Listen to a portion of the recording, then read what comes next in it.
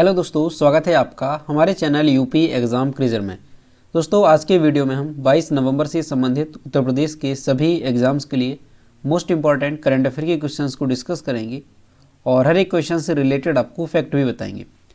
और इस वीडियो के अंत में हम आपसे एक क्वेश्चन भी पूछेंगे जिसका जवाब आपको कमेंट बॉक्स में देना है।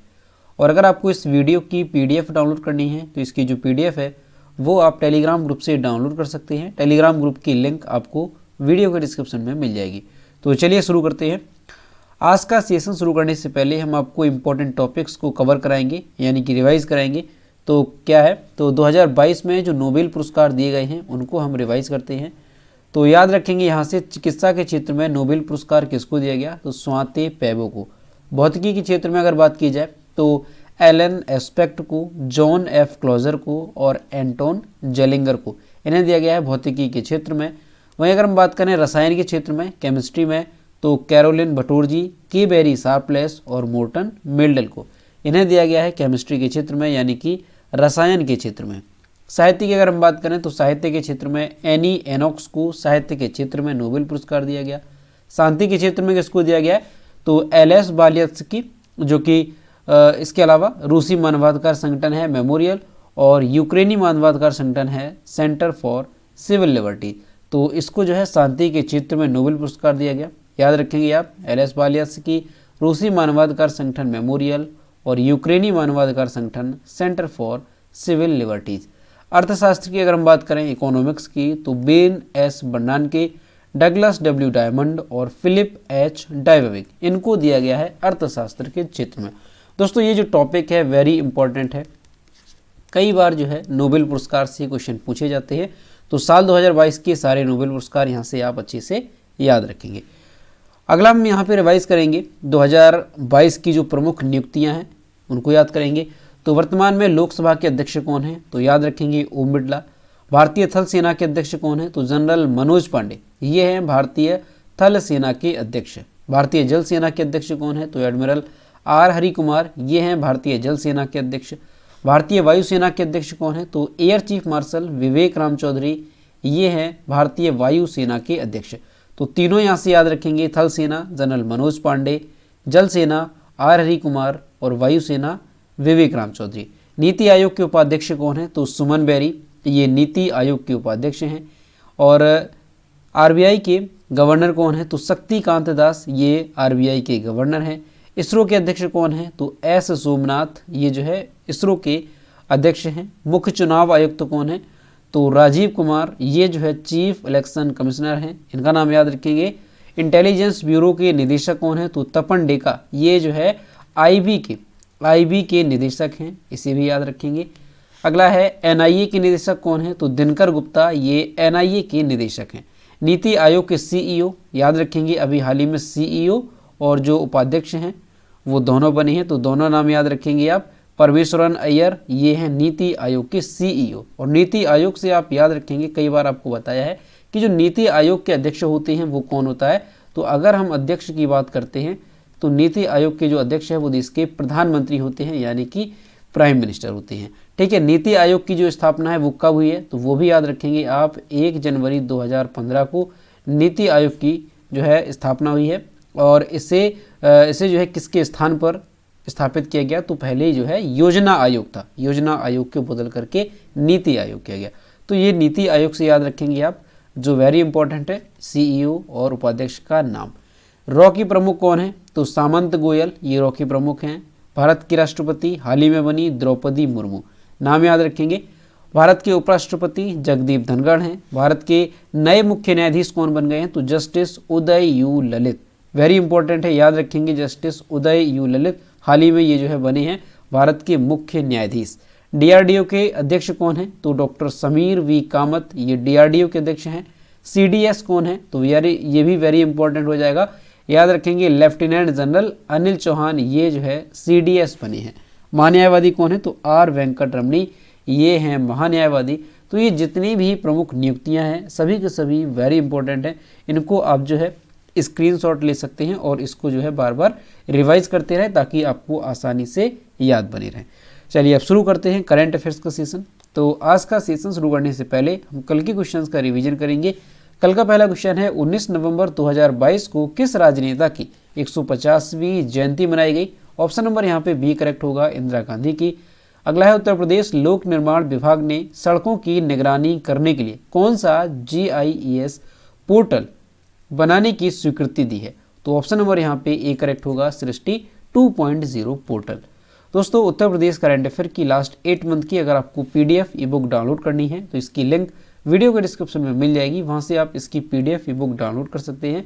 अगर इसे डाउनलोड करने में कोई प्रॉब्लम होती है तो साइट पर आपको व्हाट्सएप नंबर और ईमेल मिल जाएगा जिस पर आप कॉन्टैक्ट कर सकते हैं। अगला क्वेश्चन है कि शहर के दिव्यांश सिंह ने अंडर 11 श्रेणी में बैडमिंटन चैंपियनशिप में सफलता प्राप्त कर ली है? तो ये जो दिव्यांश सिंह हैं ये अयोध्या के रहने वाले हैं। अगला क्वेश्चन है कतर में 22वें पुरुष फीफा विश्व कप के उद्घाटन में भारत का प्रतिनिधित्व किसने किया? तो उपराष्ट्रपति जगदीप धनखड़ ने, इन्होंने जो है क्या किया है, भारत का प्रतिनिधित्व किया है। अगला क्वेश्चन है भारतीय अंतरिक्ष अनुसंधान संगठन यानी कि इसरो ने हाल ही में किस नाम का देश का पहला निजी रॉकेट विक्रम S का सफलतापूर्वक प्रक्षेपण किया? ऑप्शन नंबर यहाँ पे ए करेक्ट होगा, प्रारंभ नाम का। अगला है निर्वाचन आयोग में राष्ट्रपति द्रौपदी मुर्मू ने किसे निर्वाचन आयुक्त के रूप में नियुक्त किया? तो याद रखेंगे आप, अरुण गोयल को जो है निर्वाचन आयुक्त के रूप में नियुक्त किया गया है। और जो चीफ इलेक्शन कमिश्नर हैं यानी कि मुख्य जो निर्वाचन आयुक्त हैं वो कौन है? तो मुख्य चुनाव आयुक्त हैं राजीव कुमार, उनका नाम वेरी इंपॉर्टेंट है, अभी आपको रिवाइज भी कराया। अगला क्वेश्चन है ONGC के अगले प्रमुख के रूप में किसे चुना गया? ऑप्शन नंबर यहाँ पे सी करेक्ट होगा, अरुण कुमार सिंह को। अगला है देश में पहली बार एशियाई बास्केटबॉल चैंपियनशिप में अर्जुन पुरस्कार प्राप्त करने वाले किस खिलाड़ी का निधन हो गया? ऑप्शन नंबर यहाँ पे ए करेक्ट होगा, अब्बास मुंतशिर का। अगला है विश्व बाल दिवस कब मनाया जाता है? तो जो विश्व बाल दिवस है ये 20 नवंबर को मनाया जाता है। और जो भारत में बाल दिवस है वो कब मनाया जाता है? तो सभी लोग जानते होंगे 14 नवंबर को वो मनाया जाता है। तो दोस्तों ये कल के क्वेश्चंस थे जिसका हमने रिवीजन किया। अब हम शुरू करते हैं आज का सेशन। आज का पहला क्वेश्चन है 34वीं sub junior under 13 national badminton championship 2022 कहां पर आयोजित की जा रही है? ऑप्शन नंबर यहाँ पे सी करेक्ट होगा, लखनऊ में। दोस्तों जो 34वीं sub junior under 13 national badminton championship 2022 है ये यूपी के लखनऊ में आयोजित की जा रही है। जो 5 दिवसीय चैंपियनशिप है ये कहाँ पे आयोजित की जा रही है? तो बाबू बनारसी दास बैडमिंटन अकादमी के बैडमिंटन हॉल में ये आयोजित की जाएगी। चैंपियनशिप की शुरुआत 19 नवंबर को हो गई है, 19 नवंबर 2022 को, और ये 5 दिवसीय चैंपियनशिप है, इस बात को याद रखेंगे। ठीक है, आयोजित कहाँ पे हो रही है? लखनऊ में हो रही है। उत्तर प्रदेश बैडमिंटन संघ के सचिव डॉक्टर सुधर्मा सिंह के अनुसार इस चैंपियनशिप में बालक एवं बालिका की सभी एकल और युगल स्पर्धा खेली जाएगी, जिसमें देश भर के 31 राज्यों से लगभग 300 बालक और बालिका खिलाड़ी भाग लेंगे। तो यहाँ से आप याद रखेंगे, अगर आपसे पूछा जाता है कि 34वीं sub junior under 13 national badminton championship 2022 का आयोजन कहाँ पे किया गया? तो ये जो है किया जा रहा है लखनऊ में, और ये 5 दिवसीय प्रतियोगिता है। ठीक है, इस बात को भी आप यहाँ से याद रखेंगे। अगला क्वेश्चन है निम्नलिखित में से किस शहर में हैप्पीनेस पार्क बनने जा रहा है? ऑप्शन नंबर यहाँ पे बी करेक्ट होगा, लखनऊ में। दोस्तों उत्तर प्रदेश की जो राजधानी है लखनऊ, यहाँ पर जो है हैप्पीनेस पार्क बनने जा रहा है। इस पार्क में क्या होगा? तो ये जो पार्क है इसमें पुराने खेलों के लिए व्यवस्था की जाएगी। यानी कि दोस्तों जो पुराने खेल हैं जो पहले खेले जाते थे तो उन सबको जो है इस पार्क में व्यवस्था की जाएगी। वहीं इस पार्क में सभी जिलों की झलक होगी। Happiness park scientific convention centre के सामने बुद्ध पार्क के अंदर बनेगा, जहां पर अब अगर हम पुराने खेलों की बात करें तो कौन कौन से खेल होंगे? तो गुल्ली डंडा हो गया, कांचा हो गया। यानी दोस्तों आज के टाइम पर क्या है कि आज के टाइम पर जो बच्चे हैं वो अपना जो अधिकतर समय है वो मोबाइल पर या जो है लैपटॉप पर गुजारते हैं, जबकि आज से कुछ साल पहले की अगर हम बात करें तो जो लड़कों का खेल होता था मुख्य वो क्या होता था? तो वो जो है यही खेल हुआ करते थे। गुल्ली डंडा हो गया, कांचा हो गया, ठीक है, मार्बल्स होते हैं तो उनको कांचा कहते हैं। इसके अलावा और भी कई सारे खेल हैं जो कि आज के समय में अगर देखा जाए तो ये जो बच्चे हैं वो इसमें बिल्कुल भी रुचि नहीं लेते हैं। तो इन्हीं खेलों को जो है यहाँ पर सारी व्यवस्था की जाएगी। ये जो हैप्पीनेस पार्क होगा, जैसे भूले बिसरे जो खेल हैं इनको यहाँ पर खेल सकेंगे। जो कि एक ज़माने में लोकप्रिय हुआ करते थे, लेकिन आज के टाइम पर कंप्यूटर गेम के आने के बाद ये सब गायब हो गए हैं। तो इन्हीं खेल को जो है यहाँ पर प्रोत्साहन भी किया जाएगा। और दोस्तों देखा जाए जो ये खेल हैं जो पहले के टाइम पर खेले जाते थे, गुल्ली डंडा, कांचा, मार्बल्स, इसके अलावा भी जैसे कबड्डी, खो खो, ये सारे जो खेल्स हैं इनमें क्या था, इससे जो लड़के होते हैं, इससे जो बच्चे हैं उनमें फिजिकली भी डेवलपमेंट होता है, उनकी जो शारीरिक विकास है उसमें भी जो है क्या होता है, बेनिफिट मिलता है, उनका जो शरीर है वो मजबूत होता है। तो यहाँ से आप याद रखेंगे, अगर पूछा जाता है कि हैप्पीनेस पार्क जो है ये कहाँ पे बनाया जा रहा है, तो यूपी की राजधानी लखनऊ में ये बनाया जाएगा हैप्पीनेस पार्क। और यहाँ पर क्या होगा, तो पुराने खेलों के लिए यहाँ पर व्यवस्था की जाएगी। अगला क्वेश्चन है, महाराजगंज के बौद्ध सर्किट के अंतर्राष्ट्रीय एग्जिट पॉइंट सोनौली में एयरपोर्ट की तर्ज पर कितने क्षेत्र में integrated check post ICP land port बनेगा? ऑप्शन नंबर यहाँ पे सी करेक्ट होगा, 120 एकड़ में। दोस्तों 20 नवंबर 2022 को जो महाराजगंज के DM हैं सत्येंद्र कुमार, उन्होंने ये जानकारी दी है कि महाराजगंज के बौद्ध सर्किट के अंतर्राष्ट्रीय एग्जिट पॉइंट सोनौली में एयरपोर्ट की तर्ज पर 120 एकड़ कैंपस में integrated check post land port बनाया जाएगा। ये गौतम बुद्ध की जन्मस्थली और लोकप्रिय बौद्ध पर्यटन केंद्र लुम्बिनी के नज़दीक है। निर्माण के बाद कस्टम, SSB, पुलिस, आव्रजन सहित खुफिया एजेंसियों के कार्यालय एक ही कैंपस में रहेंगे और इससे जांच में भी सहूलियत मिलेगी और नेपाल के साथ व्यापार में भी तेजी आएगी। तो यहाँ से आप ध्यान रखेंगे कि उत्तर प्रदेश के महाराजगंज में क्या बनाया जा रहा है, एक integrated check post land port बनाया जा रहा है 120 एकड़ के एरिया में। अगला क्वेश्चन है, हाल ही में किस देश की सुप्रीम कोर्ट ने 18 वर्ष की मतदान आयु को भेदभावपूर्ण बताया? ऑप्शन नंबर यहाँ पे डी करेक्ट होगा, न्यूजीलैंड। दोस्तों क्या है कि जो न्यूजीलैंड की सुप्रीम कोर्ट है, यहाँ से आप याद रखेंगे देश का नाम न्यूजीलैंड। न्यूजीलैंड की जो सुप्रीम कोर्ट है उसने 21 नवंबर 2022 को एक फैसले में ये कहा कि देश में जो 18 वर्ष की मतदान आयु है ये भेदभावपूर्ण है। वकालत करने वाले समूह मेक इट 16 द्वारा 2020 में दायर किए गए मामले ने अदालत के फैसले का स्वागत किया और इसे ऐतिहासिक करार दिया।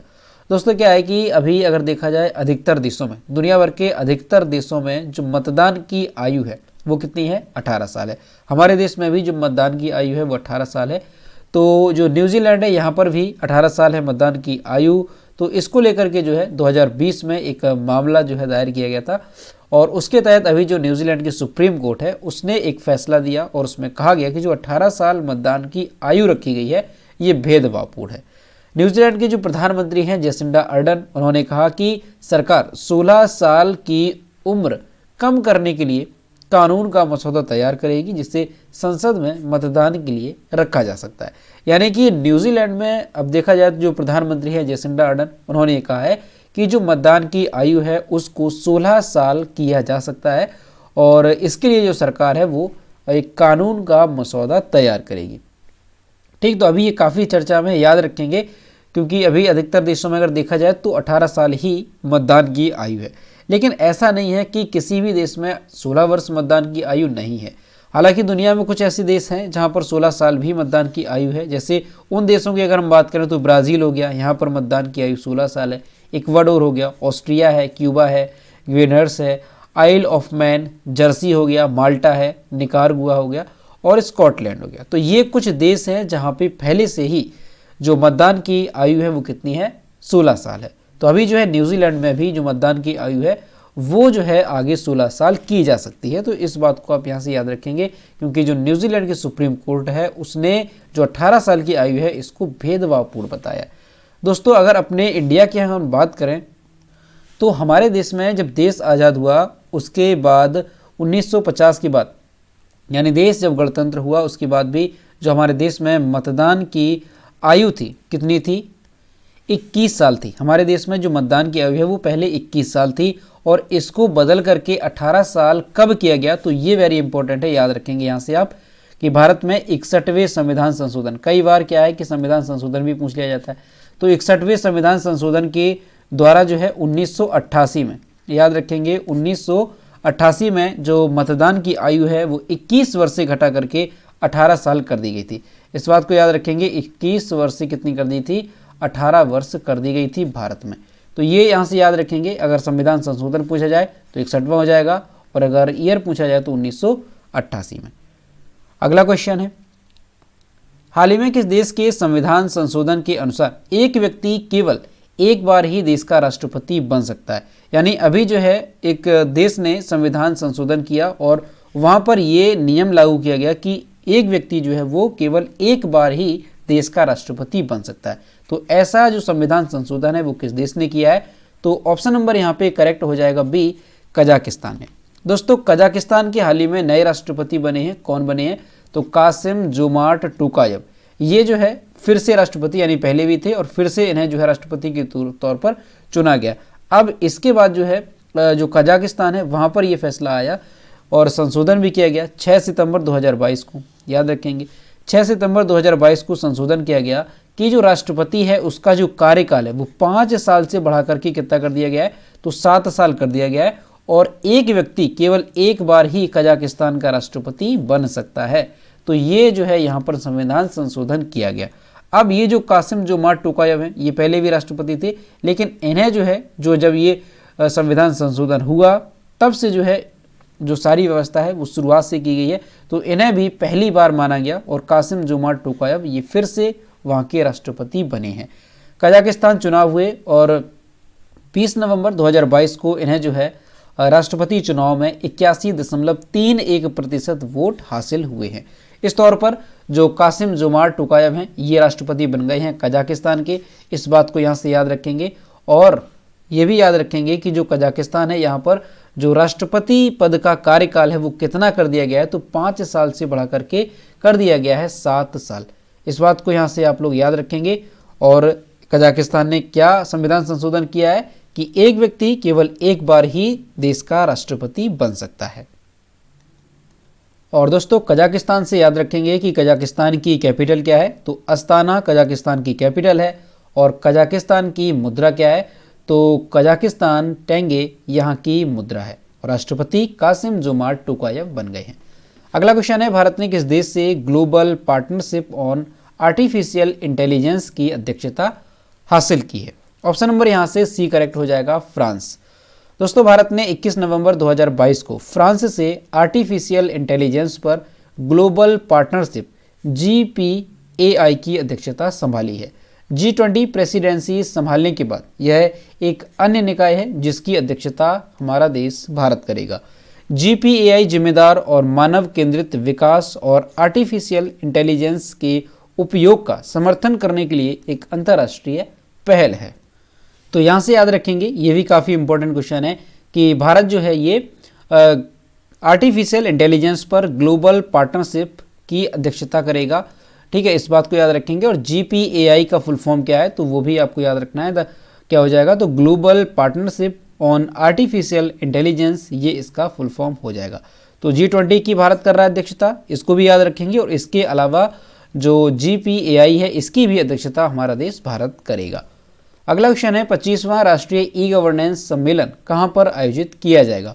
ऑप्शन नंबर यहाँ पे बी करेक्ट होगा, कटरा जम्मू कश्मीर में ये आयोजित किया जाएगा।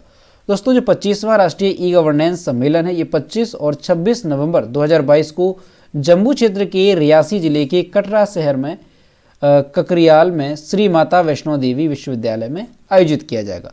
25वां जो राष्ट्रीय ई गवर्नेंस सम्मेलन है इसका विषय क्या रखा गया है? तो नागरिकों, उद्योग और सरकार को करीब लाना, ये इसका विषय रखा गया है। जो 24वां राष्ट्रीय ई गवर्नेंस सम्मेलन है ये जो है कब और कहाँ पे आयोजित किया गया था? तो 2021 में 7 और 8 जनवरी 2021 को ये आयोजित किया गया था। कहाँ पे? तो तेलंगाना के हैदराबाद में ये आयोजित हुआ था। तो ये भी याद रखेंगे, कई बार पीछे का भी पूछ लिया जाता है।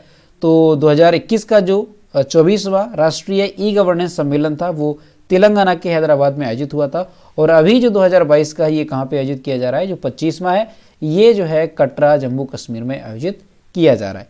अगला क्वेश्चन है, 2022 ATP फाइनल्स एकल का खिताब किसने जीता? ऑप्शन नंबर यहाँ पे करेक्ट हो जाएगा ए, नोवाक जोकोविच ने। दोस्तों जो सर्बिया के खिलाड़ी हैं नोवाक जोकोविच, इन्होंने नॉर्वे के कैस्पर रूड को हरा करके 6वीं बार ATP फाइनल का खिताब जीता। 2015 के बाद से इस आयोजन में नोवाक जोकोविच का पहला खिताब भी था। इसके साथ ही वह रोजर फेडरर के रिकॉर्ड की बराबरी की है, जिन्होंने 6 एटीपी खिताब भी जीते हैं। साथ ही 35 साल के जोकोविच खिताब जीतने वाले सबसे उम्रदराज खिलाड़ी भी हैं। ये रिकॉर्ड जो है इनके नाम पर बन गया है कि जो नोवाक जोकोविच हैं ये इस खिताब को जीतने वाले सबसे उम्रदराज खिलाड़ी हैं, क्योंकि इनकी जो एज है वो कितनी है, तो 35 साल इनकी एज है।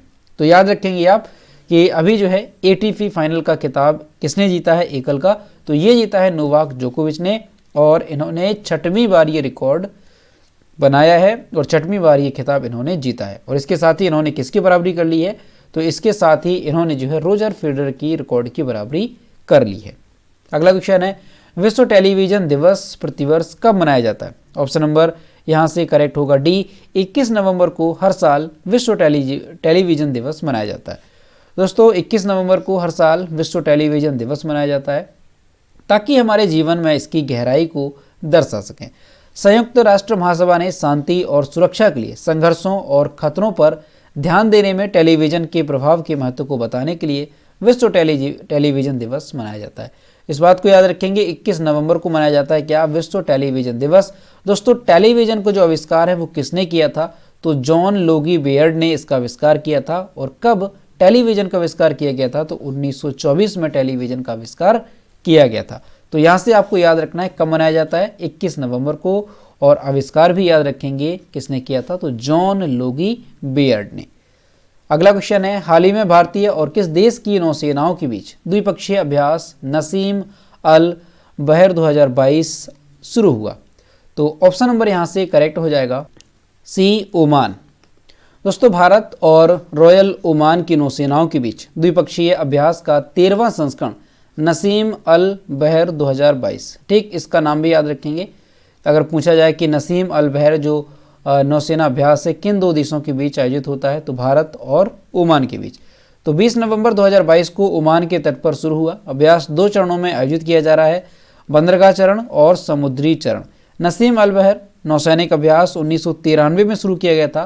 पिछला जो संस्करण है वो 2019 में कहाँ पे, गोवा में आयोजित हुआ था। भारतीय नौसेना के गाइडेड मिसाइल फ्रिगेट त्रिकंद और अपतटीय गश्ती पोत सुमित्रा अपने अभिन्न हेलीकॉप्टरों और समुद्री गश्ती विमान डोर्नियर के साथ अभ्यास में भाग ले रहे हैं। तो यहाँ से आपको क्या याद रखना है, केवल यही याद रखना है कि जो नसीम अल बहर नौसेना अभ्यास है ये किन दो देशों के बीच आयोजित होता है, तो भारत और ओमान के बीच। और अभी जो 2022 में ये 13वां संस्करण है ये कहाँ पे आयोजित किया जा रहा है, तो इसको याद रखेंगे आप, ओमान के तट पर ये शुरू हुआ है। और जो पिछला था, यानी कि पिछला जो संस्करण था जो कि 2019 में आयोजित हुआ था, वो कहाँ पे हुआ था, तो वो हमारे इंडिया के गोवा में आयोजित किया गया था। ठीक, तो याद रखेंगे नसीम अल बहर भारत और ओमान के बीच। दोस्तों यहाँ पर कुछ द्विपक्षीय सैन्य अभ्यास हैं जो कि अक्सर एग्जाम में पूछे भी जाते हैं, इनको याद रखेंगे आप। जैसे संप्रीति अभ्यास हो गया भारत और बांग्लादेश के बीच, मित्र शक्ति है भारत और श्रीलंका के बीच, मैत्री अभ्यास भारत और थाईलैंड के बीच हो गया, वज्र प्रहार भारत और अमेरिका के बीच, गरुण शक्ति भारत और इंडोनेशिया के बीच होता है, शक्ति अभ्यास भारत और फ्रांस के बीच है, धर्म गॉर्जियन भारत और जापान के बीच होता है, सूर्य किरण भारत और नेपाल के बीच होता है, और सिम्बेक्स भारत और सिंगापुर। आसानी से इसको याद भी आप रख सकते हैं, जैसे सिम्बेक्स हो गया तो सिंगापुर, ये आप नाम याद रख सकते हैं सिम्बेक्स सिंगापुर से, है ना। यहाँ पे जो वज्र प्रहार है भारत और अमेरिका, समझ सकते हैं कि अमेरिका सबसे शक्तिशाली देश है, तो उसकी जो सेना वगैरह वो कैसी है, वज्र के समान है, इसको रिलेट कर सकते हैं। तो इस तरह से आप इनको जो रिलेट करके याद करेंगे तो आपको लंबे समय तक याद रहेंगे। तो दोस्तों ये थे 22 नवंबर से संबंधित उत्तर प्रदेश के सभी एग्जाम्स के लिए मोस्ट इंपॉर्टेंट करंट अफेयर के क्वेश्चन जो कि हमने डिस्कस किए। अब हम देखते हैं कल की वीडियो को क्वेश्चन जो हमने आपसे पूछा था।